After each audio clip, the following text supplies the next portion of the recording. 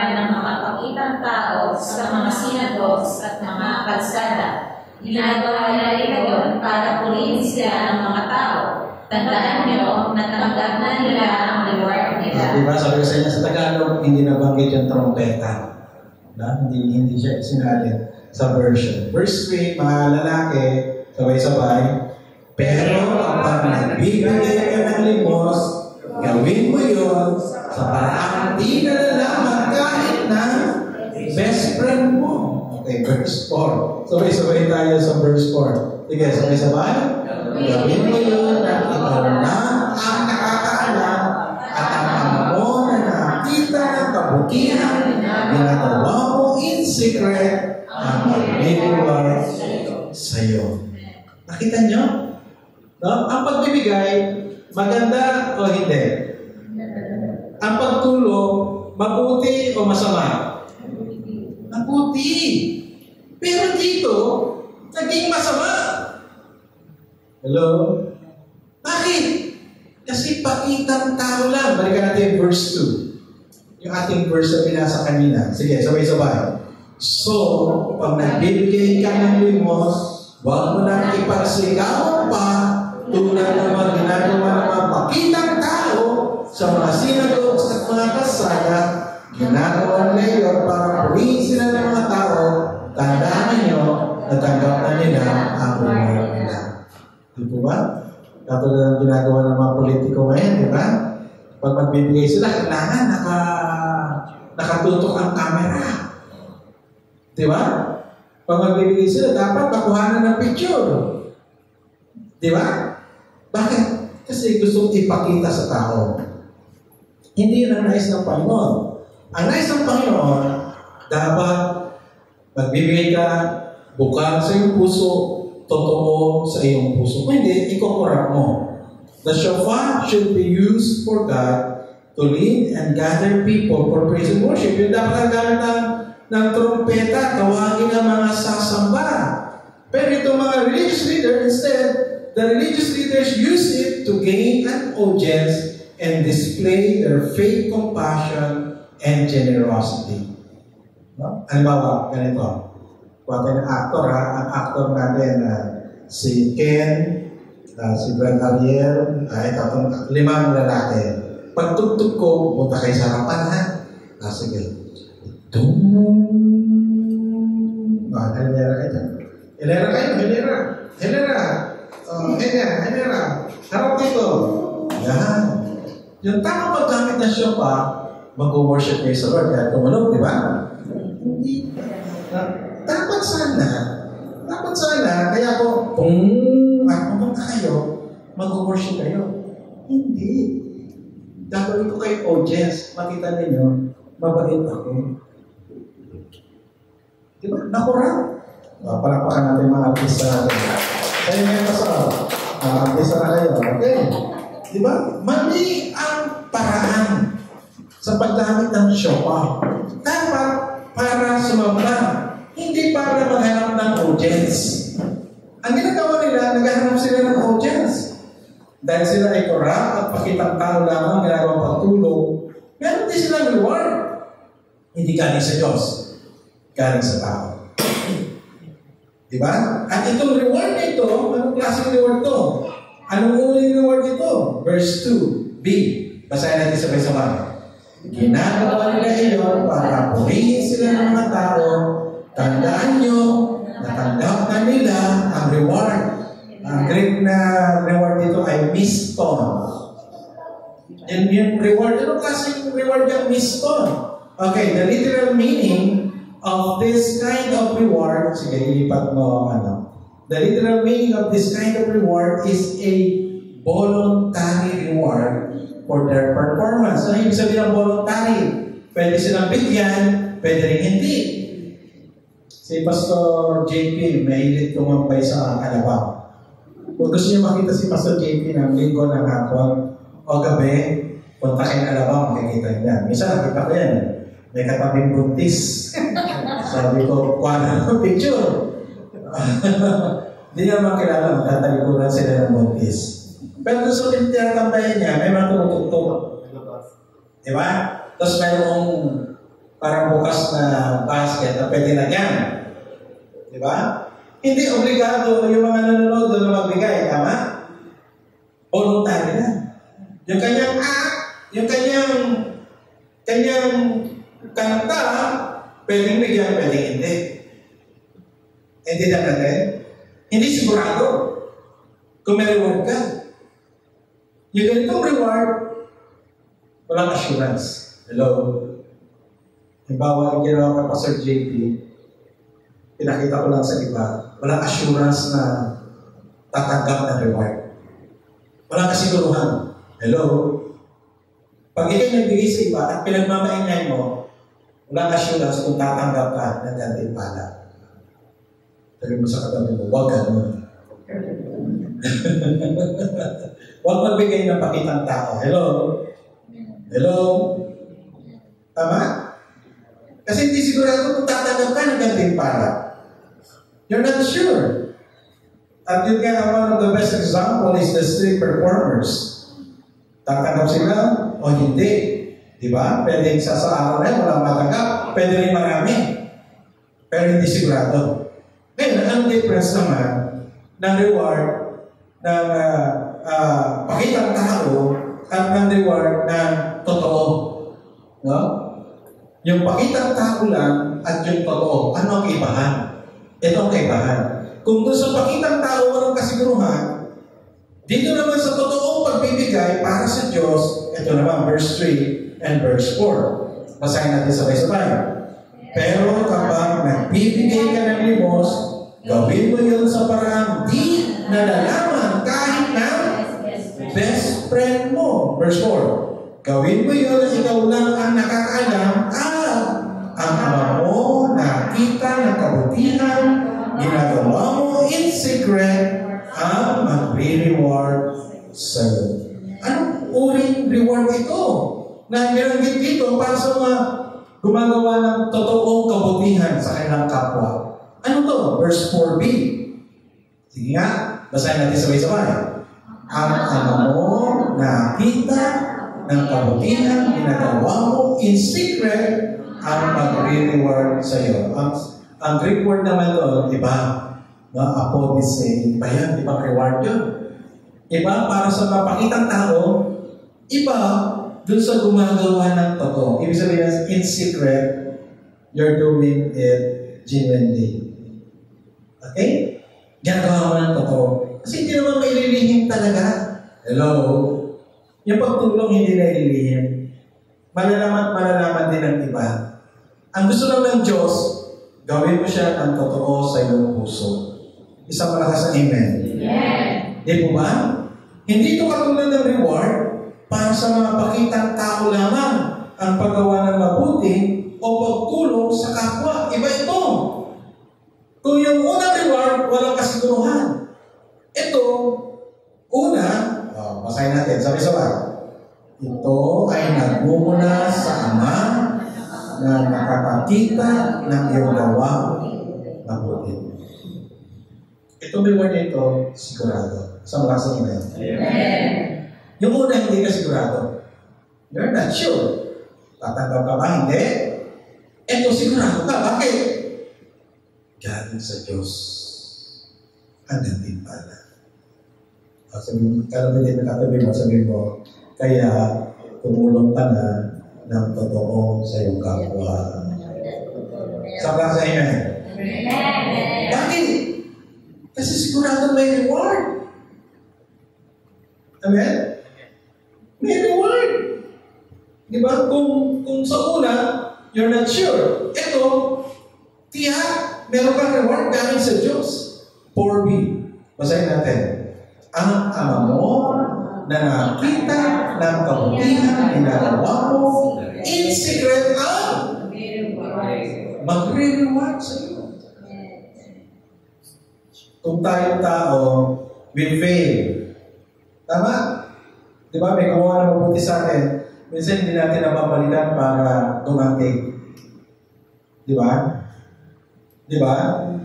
Pag may tumulong sa atin, gusto natin balikan para kaya paano makagantiman ng tayo. Tama po ba?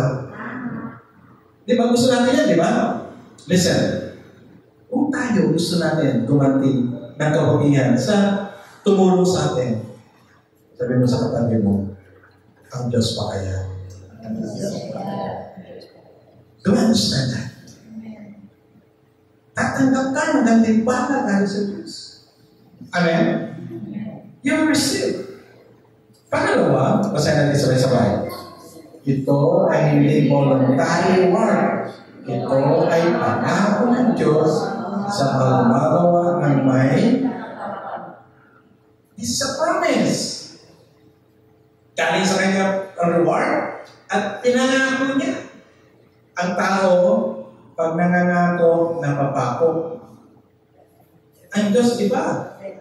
Tingnan natin ito. Let's read together. So, it's a lie.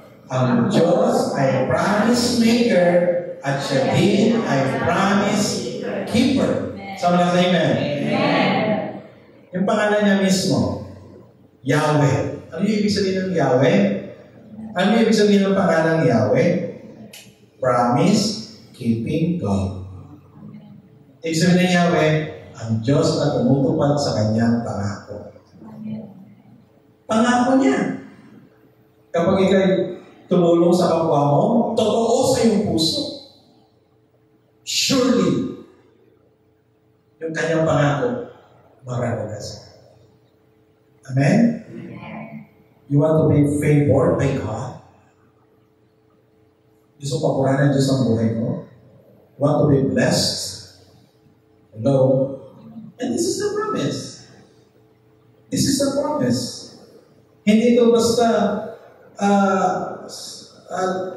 sinambit lang, kundi binanggit ng Panginoon na may katotohanan. At makita natin yan sa mga tao na, so generous in helping other people.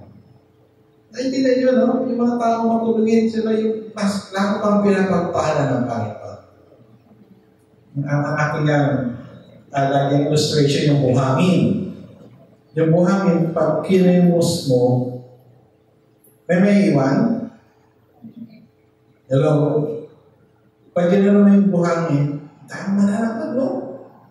Pero pag yung buhangin, ganyan naman paghawak mo, marami rin mananakad, no? Pero pag ganyan, tama, no? Tama paghawak. Di ba? Maraming may iwan sa iyo. Tama? Tama? No? Being good steward. No? Kasama sa being good steward, ang pagtulong sa kapwa. Amen? May nakita ka nangailangan? Ang Diyos lang nakita. Diba? And then, ang return, sabi niya, and you will be rewarded. Okay, verse 3. Sabay-sabay. Pero kapag nagbibigay ka ng limos, gawin mo yun sa parang di nalalaman, kahit na. Ang ibig lang sabihin, maging totoo ka sa pagtulong. Verse 4. Sabay-sabay. Gawin mo yun na ikaw lang nakakalam. Ang ama mo na nakita ng kabutihan ginagawa mo in secret ang mag-reward sa iyo. Pangatlo, ito yung pagbalik. Sabay-sabay. Ang pagtulong sa kapwa na may dalisay na puso ay parang pagpapagutang sa Diyos. Yan ang ginamit kong word. Para ka nagpagutang sa Diyos. Bakit? Pag nagtumulong ka sa kapwa mo, huwag kang maghintay ng kapalit doon sa kapwa mo. Hello? Huwag kang maghintay na siya yung magbabayad sa iyo. Hello? Hello? Listen. Pero ang Diyos handa magbayad sa iyo. Pag may ginawa kang kabutihan sa iba, hindi pwedeng ang Diyos di ka gantihan sa iyong kabutihan. Isa ka sa Amen. Amen. Para ka lang kautang sa Kanya. Tandaan natin na ang Diyos ay hindi katulad ng tao. Marunong siya magbayad sa mga dapat ng bayaran. Di ba? Minsan na tataka tayo pag ng mga tao na bakit laging yung bata pa akong pastor, ang word ng isang miyembro siya, www. Ano yun? World Wide Web. Hindi. Walang. And the reason is, madami. Hello? Pero kung ikay matulungin sa kapwa mo, mararanasan mo kasaganaan ng Diyos. Because this is His promise. Kaya nga po, tayo lahat ay tumayo at basahin natin ito. Let's read together this. Kaya nga po, kung mag-aasas tayo ng kabutihan, lalo na sa nangangailangan, aanin din naman tayo ng kabutihan Ito ay bakit inutos ng Panginoon na don't blow the trumpet when you are happy and ready. Kapag gagawa tayo ng kabutihan, huwag natin makaingay. Bakit? Kasi sayang. Sayang. Hindi lang din yan sa pagtulong sa kapwa. Kahit sa paglilingkod, taawit ka dito para sa iyong sarili. Sayang. Punta lang siya sa basurahan.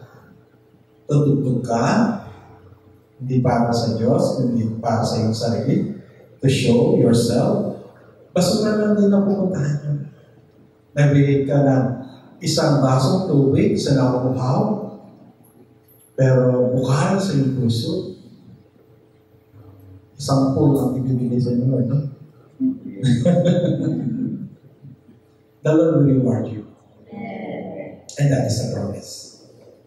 Yan ang pangako. Ang pangako, yun sa verse 4, balikan natin yung verse 4, sige nga, sabi daw, verse 3 and 4, sige, attest lang ng konti.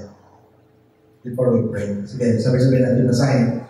Pero kapag nagbibigay ka ng limos, gawin mo yun sa mga hindi na nalaman kahit na best friend mo, verse 4, gawin mo yun na ikaw lang ang nakakaalam at ang ama mo na nakita na kabutihan, ginagawa mo in secret ang sabi mo yung katabi mo, sabi mo sa katabi mo, ang ama mo, ang nakita, ang ginagawa mo in secret, ang mag-reward sa iba. Sabi mo naman sa iba, harap ng ibang kapartner, ang ama mo na nakita ng kabutihan, ginagawa mo in secret, ang mag-reward sa iyo. Amen? Kung tayo mabuti sa kapwa natin, the Lord will reward us. Okay? Sige tayo tumulong sa Panginoon sa panalangin. Hallelujah. Dakilang Diyos sa pagkakataong ito, kami ay sama-sama na dumadalangin at pinapaayos sa inyo ang aming puso. Ang puso ito, Panginoon, ay laging nais itaas ang sarili. Laging nais magpakita ng kagalingan sa kapwa-tao. Pero, Panginoon, ang nais mo, lahat ng aming gagawin, katulad sinabi ni Apostol Pablo na kung kami iinom, kakain o iinom, gawin namin lahat para sa ikaluluwalhati ng iyong pangalan.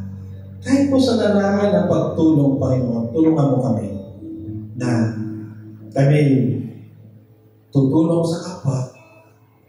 Hindi para ipakita sa iba na kami ay matulungin. Ipakita sa iba na kami ay mabait. Ipakita sa iba na kami magaling. Kundi ipadama ang iyong pag-ibig sa iba kung paano ipinadama mo ang iyong pag-ibig sa amin. Pagpalain ng iba kung paano pinagpala mo ang buhay nito. Kaya nga po, Panginoon, aking dalangin, punin mo ng pagpapala ang anak mo ito. At ang mga pagpapala pinagkatiwala mo sa amin ay gagamitin namin sa pag-abot sa mga nangangailangan. Bless mo po sa amin, Panginoon, sa lahat na aspeto ng buhay namin. Pagpalain kami sa aming mga hanap buhay, pagpalain kami sa aming mga negosyo, pagpalain kami, Panginoon, sa aming mga pag-aaral, sa aming pamilya, pagpapala sa mga nagdadalang tao, si Joey, tulungan niyo si Ken, na magiging ama, ay matugunan lahat ng pangailangan ng kanilang magiging sukli, Panginoon. Pagpapala rin kay Sister Sheila, nangyayon sa kanila, kabalahan niya, Lord, praying na maranasan niya ang iyong basbas, bendisyon. Pero din po, Panginoon, aming dalangin, si Ariana, Panginoon, lubos na kagalingan sa pangalan ng Panginoon Kristo. Alisin ang lahat ng karamdaman niya in the name of Jesus.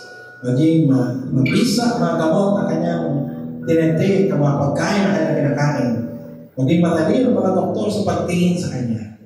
At tulungan din si Brother Mark na patuloy na sa iyo lamang tiwala na sa iyo lamang sumampalataya na kay Diyos na magagamot ng lahat ng mga magagamot. Iparanas ko sa kanila, Panginoon, ang biyaya ng kagalingan na namunga sa iyo sa pangalan ng Panginoon Kristo. Tulungan din ang Brother Mark sa kanyang pamuna, sa kanyang mga negosyo dito at sa ibang bansa. Salamat dahil tinugod mo ng panalangin para sa mga manggagawa na pupunta sa Canada.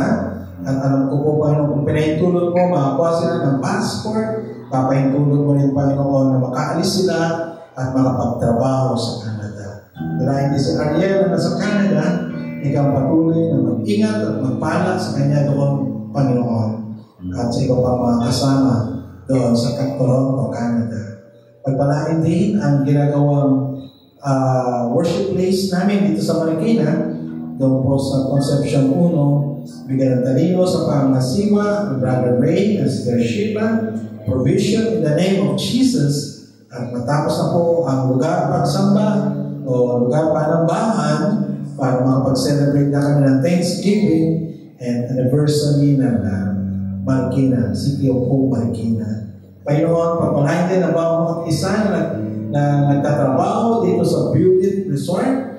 Maranasan na ang panibagong kalakasan, maranasan nila, Panginoon, na yung provision, maranasan nila ang talino sa paggawa, at aming dalangin na iingatan niyo sila sa bawat araw. Panginoon, maraming salamat po. Ikaw mo yung mayaman, bas-bas, bendition sa bawat isa, na nawa, patuloy kami pakapuspusin ng banal na Espiritu upang magawa namin ang iyong kalooban, ang tumulong sa kapwa, na may pagluwalhati, parangal sa iyong pangalan, ipagkaloob natin ang mabuting bagay na kailangan namin, Panginoon. At patuloy na ikaw din po, O Diyos, sumama sa amin, mag-ingat sa amin, at magkaloob ng lahat ng pangailangan namin. Ibalik lang lahat ng papuri, pagdating na paglulhati, sa pangalan ng Ama, ng Anak, at Espiritu Santo. Amen. Amen.